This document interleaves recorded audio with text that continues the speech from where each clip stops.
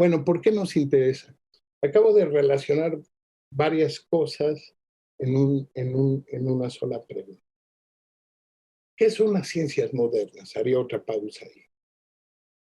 Las ciencias modernas, bueno, hago la referencia. No podríamos pensar tampoco el sujeto sin todos los aportes de Michel Foucault, ¿no? Es decir, eso nos va colocando ya en un campo epistemológico muy particular y que de alguna manera son replanteados en una situación que señalaría yo dentro de la filosofía y de la lógica de la filosofía en un momento coyuntural con Descartes.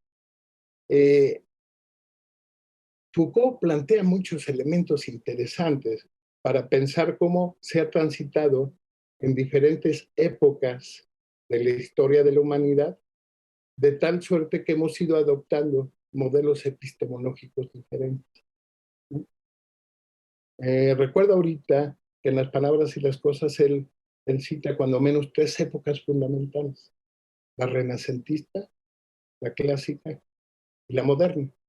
Son 3 épocas que no son las únicas, ¿no? Porque en todos ellos encontramos la posibilidad de que el abordaje y la dilucidación del reconocimiento de estos momentos y circunstancias abre la línea para seguir pensando y trabajando. En la tercera época, que sería la moderna, él habla claramente de que hay un cambio interesante en torno al hecho de cómo se van modificando ciertas estructuras que permiten acceder al conocimiento. Y dentro de ellas pudiéramos citar el concepto de movimiento. Si nosotros comparamos estas 3 épocas, renacentista, clásica y moderna, diríamos que en las primeras 2 está como ausente el movimiento. Hay un concepto del sujeto, donde el sujeto es más pasivo y perceptivo. En la segunda hablaríamos de que el punto que hace lazo y permite generar ciertas formas de reflexión para acceder al conocimiento tendría que ver con las representaciones. Pero en esta tercera época hay un cambio sustantivo. Y ese cambio sustantivo tiene que ver con el hecho de concebir al mundo y las relaciones que se guardan en las prácticas humanas en general a partir de lo que serían elementos esenciales y la relación de elementos que determinan un resultado. Por eso, en esta época moderna, podemos decir que aparece el lenguaje concebido de una forma muy distinta en las anteriores, en las otras 2. Un lenguaje que ahora tendrá que entenderse en los términos de relación, no de semejanza como sucedía en la renacentista, no de representación como sucedía en la clásica, sino que ahora el lenguaje se reviste colocado en un momento donde podríamos decir que el lenguaje es leído de otra manera y que lo que exige el propio lenguaje es un análisis de los elementos que están relacionados. Es decir, el lenguaje aparece ya como un sistema más complejo de relaciones. Eso representa un contexto fundamental históricamente para el psicoanálisis, pero que además es introducido por Descartes. ¿Sí? ¿Qué es lo que nos regala Descartes? Todo el planteamiento o mucho del planteamiento de la filosofía de Descartes, centrado en lo que es todo el cuestionamiento que hace el método, ¿no? Permite la apertura de las ciencias modernas, por un lado, ¿no? Y por otro lado, dentro de estas ciencias modernas, la incursión de lo que sería la psicología, un posicionamiento muy particular de la psicología. Pero por otro lado, nos direcciona hacia la lógica. El aporte de Descartes viene siendo un punto, yo diría, de inflexión, primero para la filosofía anterior y segundo, para todos los elementos que van a permitir construir las nuevas formas de conocimiento. Históricamente, cuando hay inflexiones en el proceso del logos, es decir, en ese proceso de producir el conocimiento, hay 2 posibles respuestas, ¿no?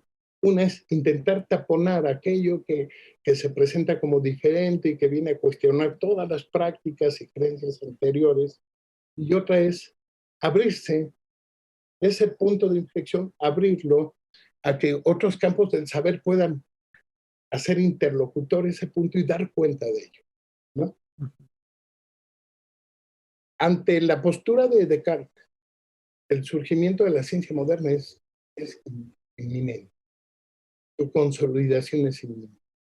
Entonces, la ciencia moderna, el sujeto del psicoanálisis, nace en la ciencia moderna. Nace, pero más tarde es excluido, porque es forcluido de algo elemental. Se plantea con mucha frecuencia que la ciencia moderna toma al sujeto, pero lo forcluye como sujeto y del saber. A mí me parece que no solo es del saber. A mí me parece que el sujeto queda forcluido de la verdad. ¿Qué verdad? Ahí entramos en problema. De la verdad de su existencia y de cómo él la vive y la representa en la vida. Entonces, en esa medida, las ciencias modernas toman al sujeto y lo incluyen en su saber discursivo como conocimiento.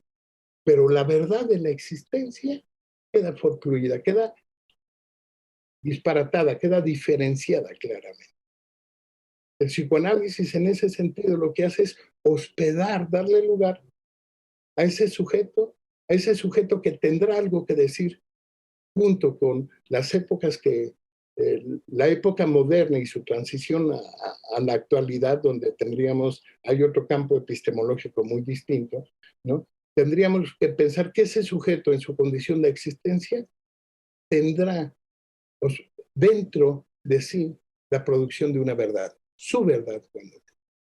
Ese es el sujeto del psicoanálisis. Ahora, citaba hace un momento que en el siglo XVI, cuando nacen las ciencias modernas, entonces el concepto de hombre toma una consistencia interesante para las ciencias, porque es el sujeto de la libertad, es el sujeto de la razón, es el sujeto dueño del pensamiento, ¿sí? Es un sujeto, yo diría, en un lugar de unicidad.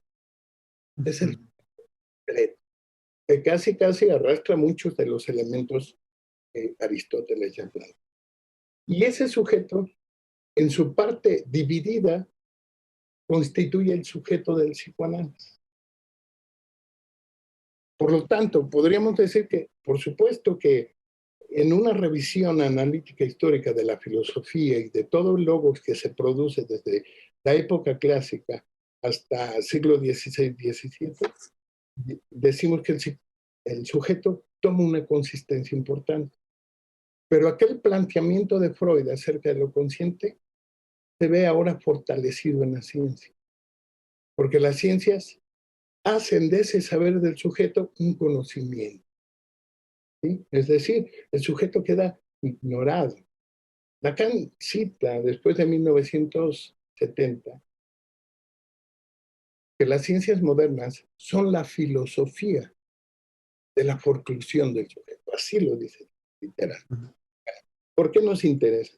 Si nosotros pensamos en esta producción de las ciencias modernas, estas ciencias que están basadas más en la objetividad, en la metafísica tradicional e incluso en mucho en lo que es la diferenciación entre lo objetivo y lo no objetivo, por supuesto que se construye una idea del hombre muy distinta.